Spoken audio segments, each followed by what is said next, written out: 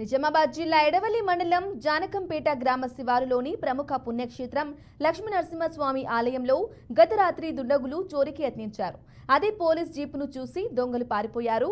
అర్ధరాత్రి తరువాత ఆలయ పరిసర ప్రాంతాల్లో ఉన్న సీసీ కెమెరాలను ధ్వంసం చేసి చోరీకి యత్నించారు. తాళాలు పగలగొట్టి ఆలయంలోని హుండీని ధ్వంసం చేసే ప్రయత్నం చేశారు. అర్ధరాత్రి పెట్రోలింగ్ నిర్వహిస్తున్న పోలీసు వాహనం సైరన్ వేసుకుంటూ వెళ్లటంతో దొంగలు భయపడి పారిపోయారు. ఈ రోజు ఉదయం ఆలయ పూజారులు చోరీ ప్రయత్నం జరిగినట్లు గమనించి పోలీసులకు ఫిర్యాదు చేశారు. ఎడపల్లి ఎస్ఐ వంశీకృష్ణ వేలిముద్ర నిపుణులు రప్పించి కేసు నమోదు చేసి దర్యాప్తు చేస్తున్నారు.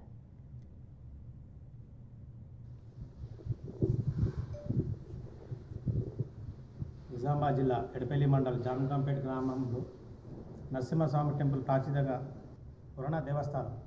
ఈ దేవస్థానంలో నైట్కు సెక్యూరిటీ లేక దొంగల విమిచ్చం జరుగుతున్నది. ప్రతిరోజు 1 నుంచి 2 మధ్యలో 3 మధ్యలో పోలీస్ పెట్రోలింగ్ చేస్తున్నది.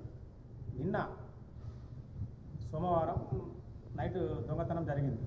పోలీస్ ఐరన్ వచ్చింది. వాళ్ళు 1:45కి వచ్చారు. ఎస్ఐ రికార్డ్స్ చూపించారు, వీడియో రికార్డ్ వాళ్ళకి పంపింది. వాళ్ళ లోపల ఆల్రెడీ దొంగలు ఉన్నారు, కానీ బయటకి తాళం ఉంది. గల్లలు 2 గల్లలు తీసి బయటకు పలగొట్టారు. తాళాలు పలగొట్టి లోపలికి ఉన్నారు. బయట మీద ఒక్కడు ఉన్నట్టు వీళ్ళు సైరన్ విని ఆ గల్ల ఇసొట్టిపోయారు. పోలీసు వాళ్ళు చేసుకుంటే